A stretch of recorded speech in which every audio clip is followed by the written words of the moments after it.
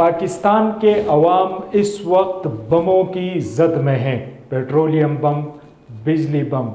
Dollar بم، ادویات کا بم، اور اس بمباری نے جو تاحال جاری ہے اور رکنے کا نام نہیں لے رہی، نہ جانے کتنا نقصان پہنچایا ہے اور آگے کتنا نقصان کرنے والا ہے، اس کا شاید وہ لوگ اندازہ کر ہی نہیں سکتے جو پچھلے 16 ماہ حکومت کرنے کے بعد آرام کی غرض سے لندن چلے گئے ہیں۔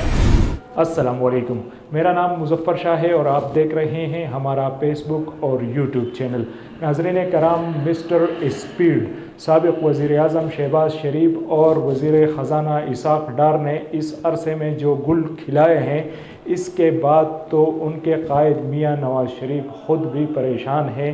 کہ ایسے میں پاکستان واپس جا کر کیا کروں، کہیں استقبال کرنے والے اپنے ہاتھوں میں بجلی کے بل لے کر نہ آ جائیں۔ ایک ایسے ماحول میں کراچی سے خیبر تک لوگوں سراپا احتجاج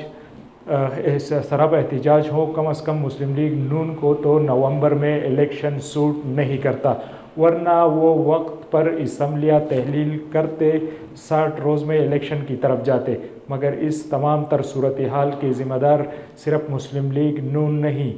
سابقہ حکمران اتحاد پی ڈی ایم، پی پی پی بھی ہے، جن سے غالباً بنیادی غلطی سابق وزیر اعظم عمران خان کے خلاف عدم اعتماد کی تحریک اور کسی اور کی لڑائی کا حصہ بننا تھا، ورنہ تو مارچ 2022 سے پہلے خان صاحب مشکل میں تھے، جبکہ آج وہ اٹک جیل میں رہتے ہوئے بھی مقبولیت کی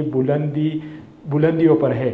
اور مطمئن بھی ہے، ورنہ اگر آج اقتدار میں ہوتے تو مشکل میں ہوتے۔ پی ڈی ایم کے لیے ان 16 ماہ کا بوجھ اٹھانا مشکل ہو گیا ہے، کیونکہ مہنگائی گلے پڑ گئی ہے۔ جب لوگ بغاوت پر اتر آئیں، بجلی کے بل جلانا شروع کر دیں، بجلی کاٹنے کے لیے آنے والے ملازمین پر تشدد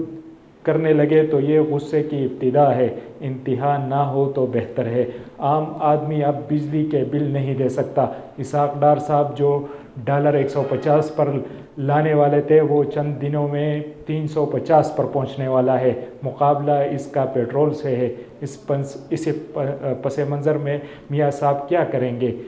ان کے بھائی نے ان کے لیے کچھ چھوڑا نہیں۔ ہمارے ملک پر اور اس غریب عوام پر اللہ اپنا رحم کرے، جو ان نالائق حکمرانوں کی وجہ سے آج در بدر رول رہے ہیں اور ان لوگوں کو بد دعائیں دے رہے ہیں۔ ایک دوسرے ویلاگ کے لیے اپنے ہوسٹ مظفر شاہ کو اجازت دیجیے، تب تک کے لیے اللہ نگہبان۔